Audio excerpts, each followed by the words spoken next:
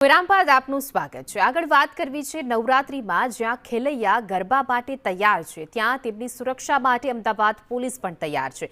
ખાસ કરીને મહિલા પોલીસની શી ટીમ પણ ખેલૈયાઓ વચ્ચે જ હાજર હશે અને જો કોઈ પણ વ્યક્તિ રોમિયોગીરી કરવાની કે માહોલ બગાડવાની કોશિશ કરશે તો તેને ભારે પડશે।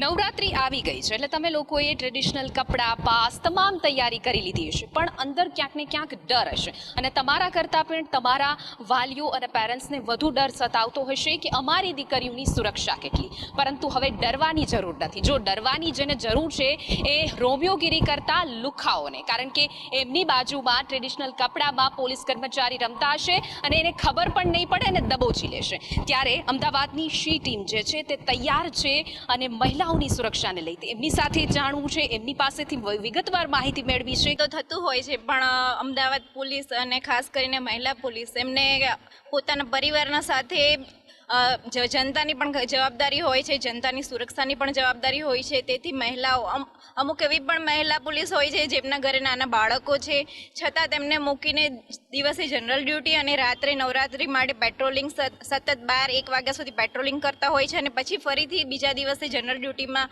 એમને સામેલ થવાનું હોય છે। છતાં હસતા મોઢે દરેક જવાબદારી મહિલા પોલીસ નિભાવી રહી છે। દરેક સ્ત્રી, દરેક લેડીઝને ગરબા રમવાનો બહુ શોખ હોય છે। ખાસ કરીને તહેવારોમાં ફેમિલી સાથે ટાઈમ સ્પેન્ડ કરવાનો દરેકને શોખ હોય છે।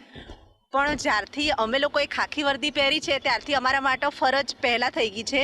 પરિવાર સાથે સાથે અમે મારું ફરજ પ્લસ અમારું પરિવાર અમે એક સાથે લઈને ચાલીએ છીએ। તહેવાર આવતા હોય છે ત્યારે પોલીસ પ્રશાસન માટે એક ચેલેન્જ પડકાર બની જતું હોય છે અને ખાસ કરીને નવરાત્રી ઉપર મહિલાઓની સુરક્ષાને લઈને ત્યારે શી ટીમ તૈયાર છે તો એમનો શું એક્શન પ્લાન છે?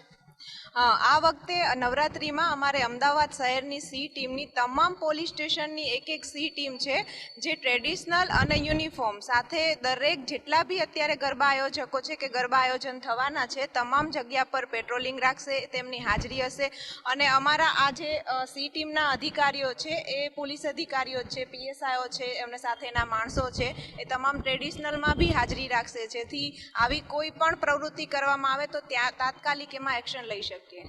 બિલકુલ બરોબર। તો પછી જ્યારે ઘણી વખત આપણે જોયું છે શહેરોમાં પાર્ટી પ્લોટ હોય છે એ ખૂબ જ બહાર હોય છે તો ઘણી વખત રાત્રે મહિલાઓને જે છે તે વાહનો ન મળવા, કેબ ન મળવી, ટેક્સી ન મળવી તો એના માટે પણ શી ટીમ જે છે તે હેલ્પ કરશે અને જો કરશે તો એના માટે કયો નંબર છે કે જે મહિલા જે છે ક્યાંય ફસાઈ જાય છે તો તરત જ એના ઉપર કોલ કરી અને તમને મદદ માટે બોલાવી શકે?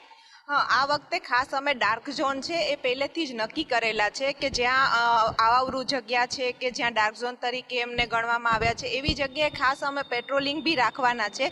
આ સિવાય જો લેટ થઈ ગયું હોય અને કોઈ વાહન ના મળે એવું હોય તો અમારે 181 છે એ નંબર ડાયલ કરીને બી મહિલાઓ હેલ્પ મેળવી શકે છે। આ સિવાય 112 યાની 112 નંબર એમનો બી ઉપયોગ કરીને મહિલાઓ છે એ હેલ્પ મેળવી શકે છે। અમારી ટીમ છે એ તાત્કાલિક તેમને મદદમાં પહોંચી જશે અને એમને જો કોઈ વાહનની વ્યવસ્થા નહીં હોય તો યોગ્ય રીતે એમને વાહનની વ્યવસ્થા કરી આપશે અથવા તો જાતે જ તેમને પહોંચાડી દેશે।